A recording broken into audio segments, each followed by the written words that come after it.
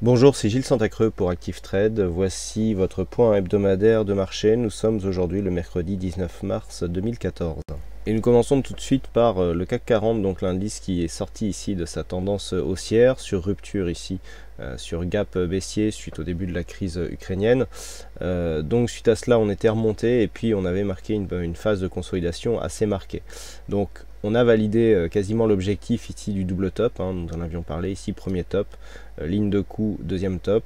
On est presque venu chercher l'objectif, il manque une vingtaine de points. Et actuellement, eh bien, les cours se situent le mouvement se situe dans un rebond technique. Donc rebond qui n'est que technique. Nous avons vu hier ici que si on tient compte du retracement de Fibonacci, donc appliqué à cette phase ici de baisse, eh bien, nous sommes venus ici chercher le retracement des 61,8%.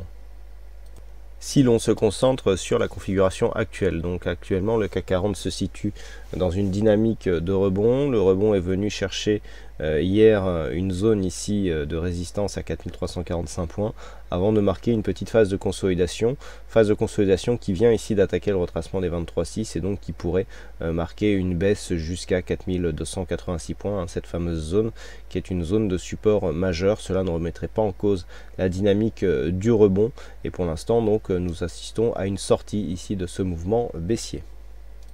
Sur le DAX en daily, la configuration a été beaucoup moins forte par rapport aux deux précédents tops qui avaient été marqués. Par contre, nous confirmons ici la cassure de la dynamique moyen terme, puisque nous sommes ici en daily alors que le CAC était en H4 tout à l'heure.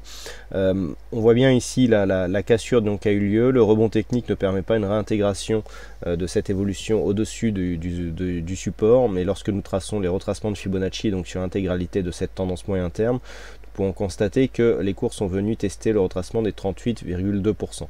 Donc actuellement, nous sommes toujours ici dans une phase où potentiellement on peut continuer. Malgré tout, il y a une rupture de la dynamique. Une zone de point bas ici a été attaquée à la baisse. Malgré le retracement à 38,2, il semblerait que la dynamique ici soit perdue et que l'on puisse assister à un retournement de la tendance. Quoi qu'il en soit, actuellement, on a retrace sur un 38,2. Si les cours venaient à repasser ici au-dessus de cette zone des 9790, les précédents points hauts qui ont été constatés en janvier de cette année, eh bien on relancerait la dynamique haussière, mais en attendant, on est plutôt sur une phase de retournement, rupture de dynamique, cassure de précédents points bas significatifs. Attention ici à la mesure du prochain point haut qui devrait peut-être nous donner eh bien, la confirmation que l'indice allemand est en train de passer en tendance baissière. Sur les indices américains, la tendance est beaucoup moins vulnérable. Nous avons bien assisté à une phase ici de cassure de la dynamique, par rupture du support. On est revenu presque tester ici la zone comme une résistance et puis nous avons marqué une phase de consolidation.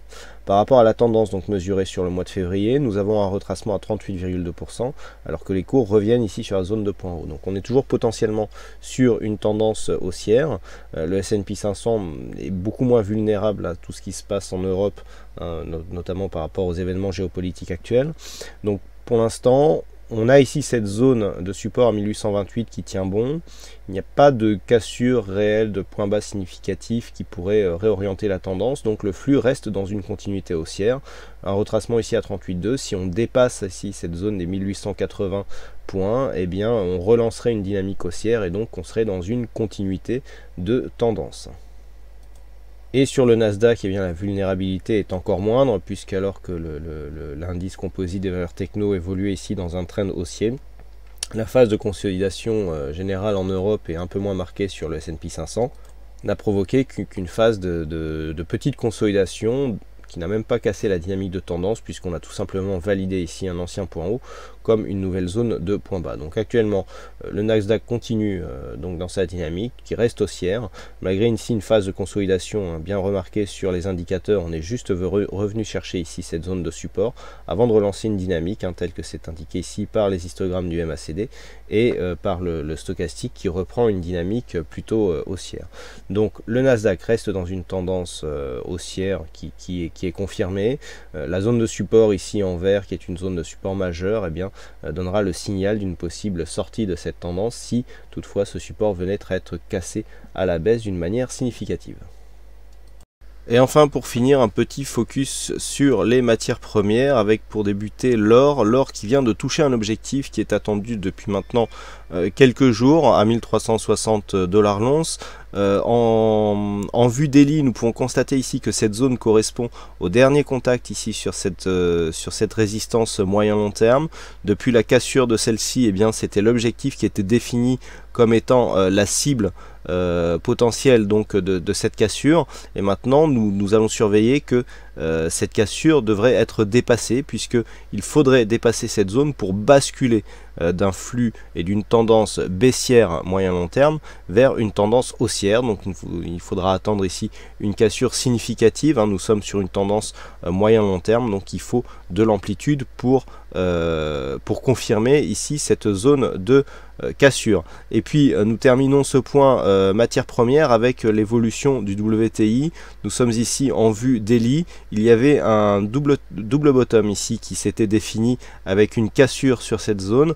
Nous n'avons pas atteint l'objectif donc sur le WTI. Les cours sont revenus confirmer la ligne d'eau ici sur la ligne de coup pardon sur cette phase, et puis avec un rebond qui n'a été que technique, on est venu casser cette zone donc pour venir imprimer un mouvement de baisse. Donc là nous sommes en train d'invalider le double bottom.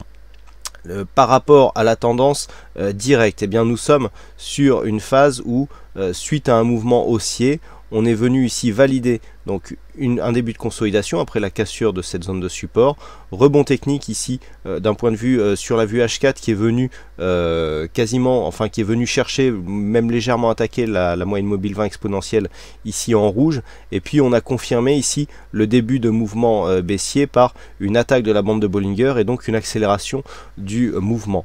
Donc pour l'instant nous sommes sur une phase d'attaque, on a dépassé le retracement des 38,2%, donc on est vraiment ici dans un mouvement de retournement.